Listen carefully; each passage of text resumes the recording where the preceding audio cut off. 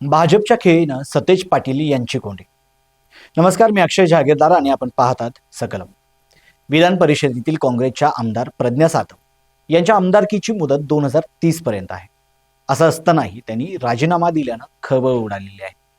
विधान परिषदेच्या आमदार प्रज्ञा सातव यांनी आपल्या आमदारकीचा राजीनामा दिल्यानं विधान परिषदेतील काँग्रेसचे विरोधी पक्षनेतेपद देखील आता धोक्यात आलेलं आहे. विरोधी पक्षनेतेपदासाठी काँग्रेसचे विधान परिषदेतील गटनेते आमदार सतेज पाटील यांचं नाव आघाडीवर होतं. मात्र भाजपच्या खेळीनं सतेज पाटील यांची मोठी कोंडी झालेली आहे. विधान परिषदेत ठाकरे गटाचे अंबादास दानवे यांचा कार्यकाळ संपल्यानंतर ते सभागृहातून निवृत्त झाले. त्यामुळे विधान परिषदेतील विरोधी पक्षनेतेपद रिक्त आहे. या रिक्त पदावर काँग्रेसकडून दावा करण्यात येत होता.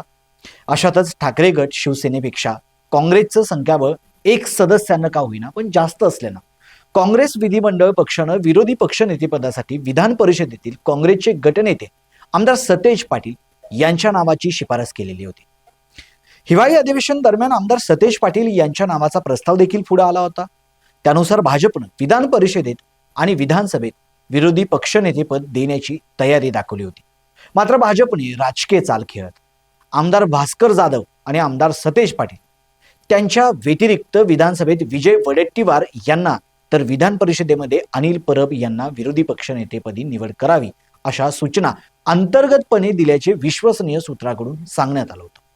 हिवाळी अधिवेशन काळात विधान परिषद आणि विधानसभेचे विरोधी पक्षनेत्यांच्या निवडी होतील अशा हालचाली होत्या. मात्र या दोन्ही ठिकाणी विरोधी पक्षनेतेपद निवडले गेले नाहीत.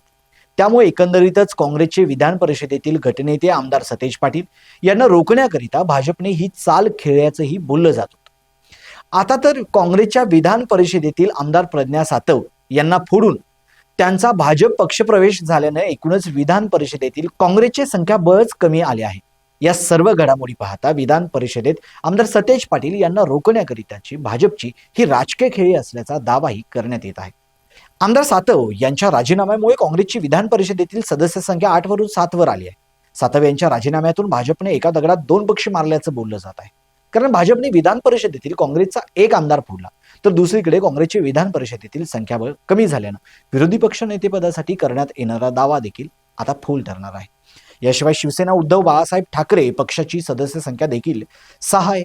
त्यामुळे विरोधी पक्षनेतेपद कोणाला मिळणार याचा पेच निर्माण होण्याची शक्यता आहे. विधान परिषदेतील सदस्य संख्या 78 आहे. विरोधी पक्षनेतेपदासाठी 8 सदस्य असलेल्या पक्षाला विरोधी पक्षनेतेपद मिळू शकते. मात्र विधान परिषदेतील तब्बल 22 जागा सध्या रिक्त आहेत. त्यामुळे 8 पेक्षा कमी म्हणजेच किमान 7 सदस्य असताना देखील विरोधी पक्षनेतेपद मिळण्यास अडचणी येणार आहेत. मात्र काँग्रेस आणि शिवसेना उद्धव बाळासाहेब ठाकरे पक्षाचा समान सदस्य विरोधी पक्षनेतेपदासाठी दोघांमध्ये रस्सीखेच होण्याची शक्यताही नाकारता येत नाही. याशिवाय आमदार प्रज्ञा सातव यांच्या राजीनाम्यानंतर आता काँग्रेसची सदस्य संख्याही शिवसेना ठाकरे गटा एवढी झालेली आहे. दोन्ही पक्षांची प्रत्येकी 7 सदस्य सभागृहात आहेत. अशावेळी उभाटा शिवसेना सतेज पाटील यांचा विरोधी पक्षनेतेपदाचा दावा मान्य करून सतेज पाटील यांना विरोधी पक्षनेतेपदासाठी उभाटा शिवसेना पाठिंबा देणार काय हे देखील येत्या काळात पाहावं लागणार आहे. तुम्हाला काय वाटतं? तुमच्या प्रतिक्रिया आमच्या कमेंट बॉक्समध्ये कळवा आणि आजचा व्हिडिओ आवडला असेल तर लाईक आणि शेअर करायला विसरू नका. तसेच आपल्या हक्काच्या सकलम चॅनलला सबस्क्राईब जरूर करा. धन्यवाद.